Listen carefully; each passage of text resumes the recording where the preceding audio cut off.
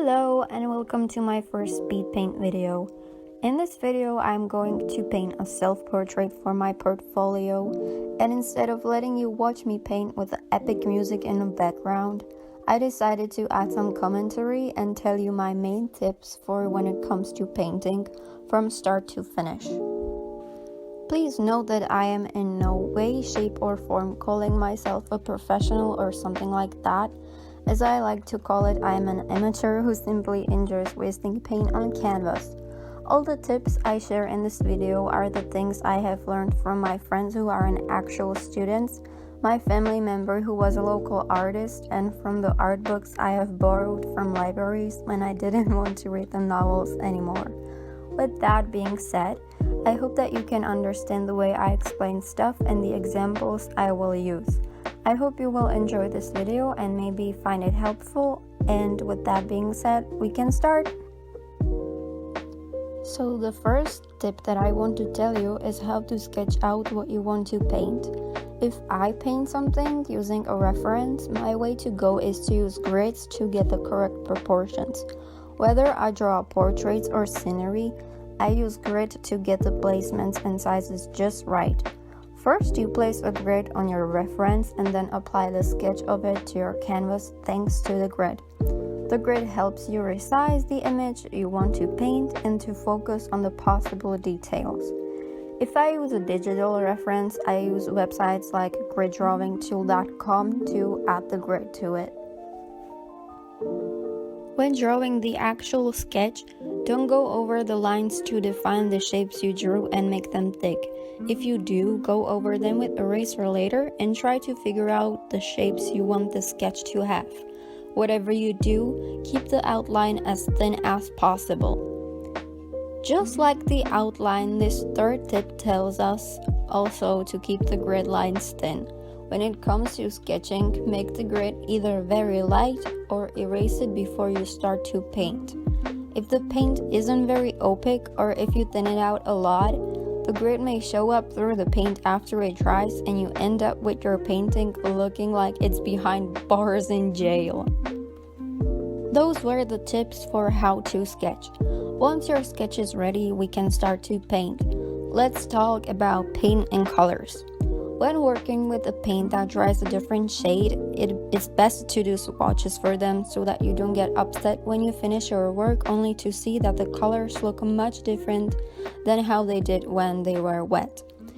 If you notice a big shade difference in a dried paint, experiment with adding white or black depending on if the paint dries lighter or darker and swatch again. A little note for beginners who start with cheap paint: this applies mainly to tempera. Tempera paint tends to dry at least 3 shades lighter. Now, this may seem like a slight shade range, but the difference it makes is huge. So keep swatching and learning about how the paint behaves in its different stages. The thing that is even more important than understanding how your paint acts is how the colors act. This may seem obvious, but it's extremely crucial to know the color theory. Thanks to it, you know that in desperate times, all you need in your pocket is magenta, blue, yellow, and black and white for color shading. Yes, I said magenta. Don't worry, it is the red part of the primary colors. It's just that in the world of painting, the primary color is called magenta. It's this lovely pinkish color that helps you achieve somehow nicer shades than you would get with a standard red. A really important note for the artists out there that feel frustrated by mixing their own shades. If you are painting with a reference, don't worry about not mixing 100% accurate colors. Don't be afraid to even change some colors, whether that would be making a different shade of the reference color or switching it, for example, red to green. If you feel like the red dress does not look flattering on a reference model, don't be afraid to dress them up in some leafy green. The worst thing that could happen is only fashion police judging the painted outfit. And even that is not that bad, is it? When there are a lot of details in your reference, don't hesitate to leave some of them out. I'm talking about the details that may be too complicated or wouldn't even look good painted. For example, when painting trees with lots of leaves in the background, you wouldn't paint every leaf you can see in the reference. Learn how to simplify these details so that in the finished painting they will still look nice. Remember, sometimes you don't need to paint certain details at all, only some of them, or just hint that they are in the painting by using different painting techniques such as the stippling motion for the leaves.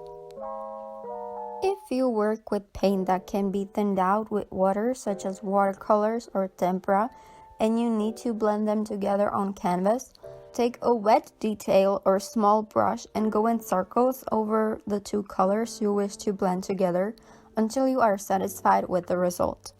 If you are painting on paper, be careful not to remove the paint from it. The water on the brush tends to make the paint that is already on the paper stick to it, leaving you with visible white paper with no paint on it. To avoid this, use thicker layer of paint or less water and be generally careful with how much you blend the colors together. If you are trying to paint realistic portrait, you may know how hard it is to achieve realistic skin tones sometimes. The skin has so many undertones and this ultimate tricks will help you to achieve any of the undertones using only one extra color. This trick is adding the tiniest dot of black paint to the basal skin color you've mixed. This created undertone makes the skin look less cartoonish, which is the ultimate goal when you try to paint somehow realistic faces at the start.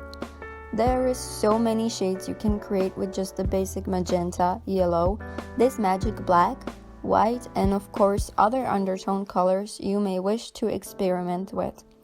When using this trick, be aware of how powerful black paint is. You really need the tiniest bit of black paint on top of not even a brush, but a toothpick, I dare to say. Even the slightest extra black you add to your basal color may turn it into gray. Guys, if this next tip would be somewhere in a book, I would highlight it. It's like a holy grail of painting for me, and it is to work by layers. First thing I mean by that is to first do a thin base coat with your color on the canvas and then go over it with a thicker layer of paint. If you work with the cheapest paint out there, layering it helps the paint to be more opaque. Second thing when it comes to this layer trick is to imagine your reference in layers. Think of it as you're making a collage. You would glue the things you want to show on top as the last ones after you've done the base or background. The same thing applies to painting. Let me set an example. You want to paint a portrait.